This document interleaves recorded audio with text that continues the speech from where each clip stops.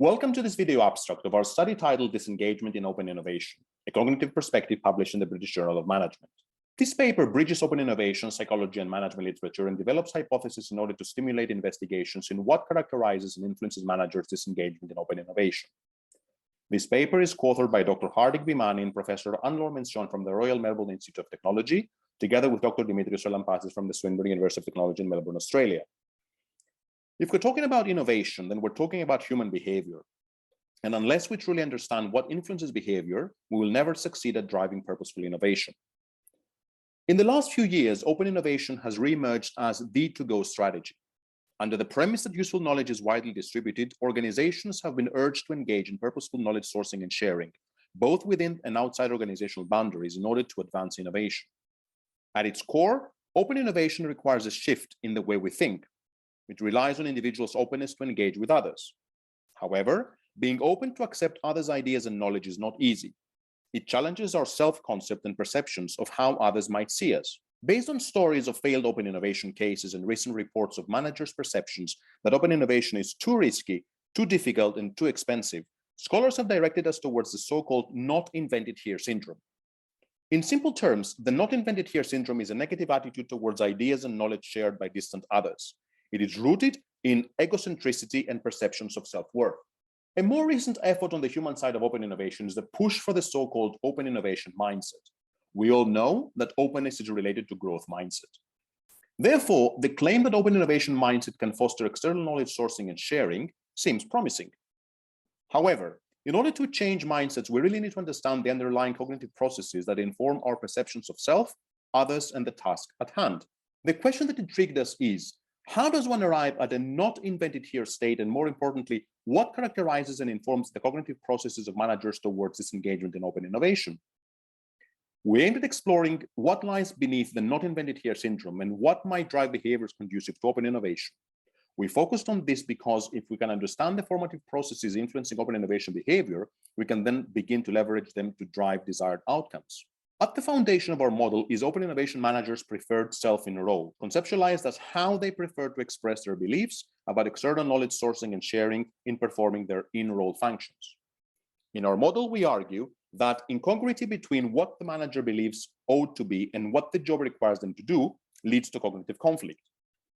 Three indicators inform this role stressor: perceived distance of self from others, forced compliance due to in-role requirements, and the nature of the knowledge sourcing and sharing challenge itself.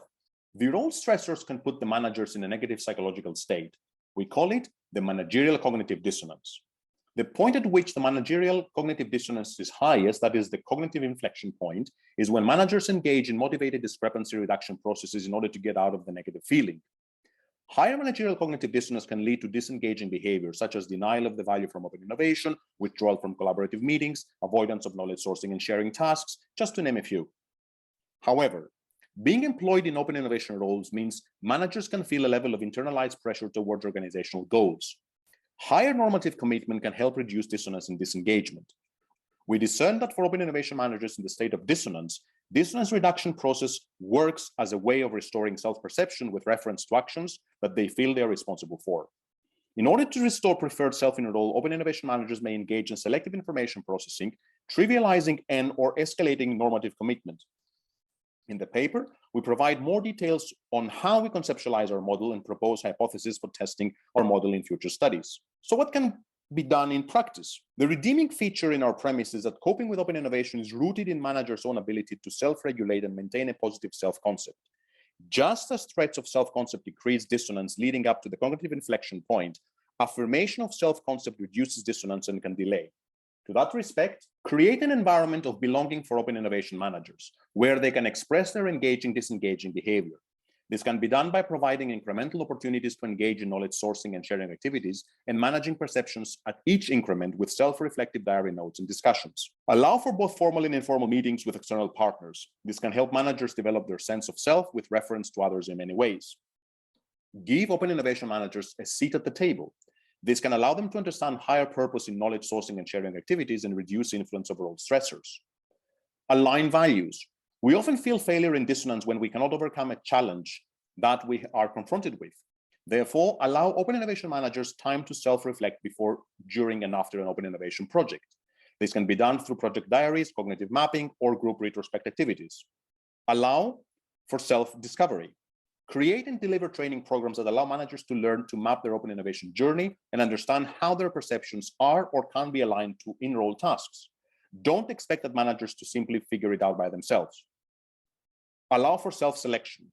Promote pre-engagement activities such as regular interactions with external partners, secondments, role rotations, to name a few, in order to foster a sense of reciprocity and incentive to enact open innovation conducive behavior. We invite you to explore further and join us in the journey to understand the human side of open innovation. This research was supported by the Australian Government Research Programme Scholarship awarded to Dr. Hardik Bhimani. We hope that you have enjoyed watching this video abstract. You're more than welcome to read the full article in order to know more about this study, and do get in touch if you have any further questions. Thank you.